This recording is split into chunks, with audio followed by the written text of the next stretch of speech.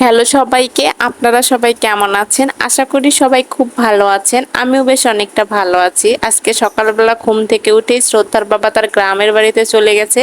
ওই জন্য মা আমি একটু দেরি করে ঘুম থেকে উঠে সকালবেলা নাস্তা খেয়ে নেব, ডিম আর রুটি আর একটু মিষ্টি দিয়ে সকালবেলা আমরা নাস্তাটা খেয়ে নেব। এই রুটিগুলো আমি গতকাল রাতেই করে রেখেছিলাম।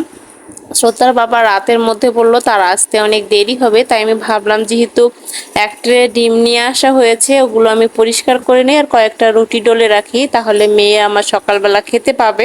আর শ্রদ্ধার বাবা যেহেতু রুটি খায় না তাই হচ্ছে আমি আমার মেয়ের জন্য কয়েকটা রুটি করলাম, কিন্তু ও হচ্ছে তাড়াতাড়ি চলে আসছিল। যাই হোক শ্রদ্ধার বাবা সহ রুটিগুলো করে নিয়েছিলাম। মা মেয়ে নাস্তা খাওয়ার পরে যে দুপুরবেলা রান্না করব, দুপুরবেলা রান্নার প্রসেসিং করার সময় দেখলাম আমাদের বাসায় পেঁয়াজ রসুন একদমই শেষ হয়ে গেছে। টেনশনে থেকে একদমই মনে ছিল না বাজার কি আছে আর কি নেই। যদিও কালকে শ্রোতার বাবা বাজার করে নিয়ে আসছিল কাঁচা সবজি, কিন্তু আমি একদমই বলি নাই যে পেঁয়াজ আলু আর রসুন বাসায় শেষ হয়ে গেছে। তারপরে ওকে ফোন দিলাম, ও বলল যে আমাদের বাসায় কেয়ারটেকার ভাইকে দিতে, আর উনি আমাদের সব ম্যাক্সিমাম সময় বাজার নিয়ে আসে, যেমন গ্যাসের সিলিন্ডার, চাল বা বেশি রকমের যে বাজারগুলো হয়ে থাকে সেগুলো উনি আমাদের করে নিয়ে আসে। আর হঠাৎ মেহমান আসলেও বাজারটা উনিই করে নিয়ে আসে। যাই হোক তারপরে ভাবলাম যে ওনাকে দিয়ে দেই, তারপরে ওনাকে দিয়ে দিলাম। উনি নিয়ে আসার পরেই যে রান্নাটা করলাম, আর রান্না করতে অনেকটাই সময় লেগে গেছিল। আর মেয়ে আবার এদিকে হরেক মাল এসেছিল, হরেক মালের থেকে খেলনা নিয়ে আমাদের বাসার পাশে একটা ছোট্ট মেয়ে আছে, ওর সঙ্গে খেলা শুরু করলো আর আসতেই পারলাম না। রান্না করতে করতে আমার প্রায় 3টা বেজে গেছিল।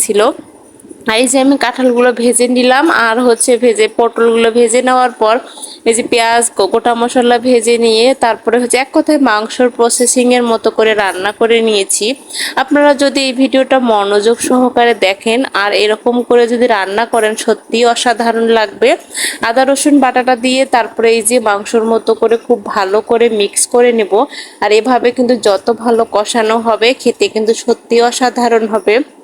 এই পর্যায়ে আমি চুলার জালটা একদমই লো করে দিয়েছিলাম, কারণ হচ্ছে চুলার জাল হাই করে দিলে তরকারিগুলো পুড়ে যাবে, আর লো করে দিলে তরকারির যে একটা গ্রেভি গ্রেভি জল আছে সেটা বের হয়ে যাবে ভিতর থেকে, আর তরকারিটা অনেকটা সুন্দর মাখা মাখা হবে আর খেতেও খুব অসাধারণ হবে। যদিও আমি কাঁঠালের তরকারি আর কলার মোচা এই রান্না দুটো খুবই সুন্দর করতে পারি, আর আমার কাছে এভাবে রান্না করলে সবচেয়ে বেশি ভালো লাগে। আর আজকের তরকারিটা কিন্তু অসাধারণ হয়েছিল। যাই হোক তারপরে যে আমি বারবার ঢাকনা দিয়ে এভাবে কষিয়ে নিচ্ছিলাম যাতে হচ্ছে তরকারি পুড়ে না যায়। আর এভাবে কষাতে কষাতে যখন এক পর্যায়ে ভালোভাবে কষানো হবে তখন ঝোলের জন্য জল দিয়ে দিলাম। আর কাঁঠাল রান্না করার হতে না হতেই শ্রদ্ধার বাবা চলে আসলো। এদিকে আবার আমি বাটি করে নিলাম। গতকালকে কাঁঠালের তরকারি আমি খেয়েছিলাম, এক মা আমি হচ্ছে দিয়েছিল, এক কথায় আমি কাঁঠালটা এনে দিয়েছিলাম, উনি রান্না করে দিয়েছিল, ওনার জন্য করলাম আর এক দিদির জন্য করলাম আর আমার কেয়ারটেকার ভাইয়ের জন্য। 3জনের জন্য বাটি করে পংসাই দিয়ে আস্তে আস্তে আমার খেতেও প্রায় 4টা বেজে গেছিলো। আজকের তরকারিটা কিন্তু সত্যি অসাধারণ হয়েছিল।